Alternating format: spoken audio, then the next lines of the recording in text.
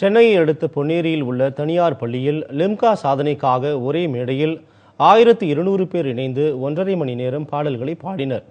திருவள்ளூர் மாவட்டம் பொன்னேரியில் உள்ள வேலம்மாள் வித்யாலயாவில் சங்கீதம் அனைவருக்கும் என்ற அடிப்படையிலும் லிம்கா சாதனைக்காகவும் 1 முதல் 5ஆம் வகுப்பு வரையிலான மாணவ மாணவிகள் 1200 பேர் ஒரே மேடையில் பாடல்களை பாடினர்.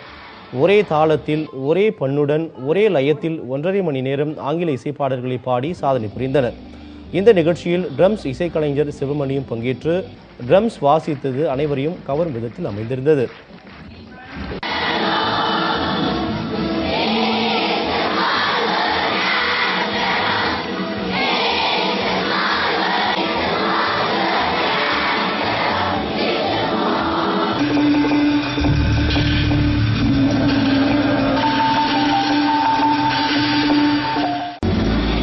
மாணவர்களின் எண்ணிக்கை, பாடல்கள், நேரம் ஆகியவற்றை துல்லியமாக கணக்கெடுத்து லிம்கா சாதனை புத்தகத்திலும் பதிவு செய்யப்பட்டது.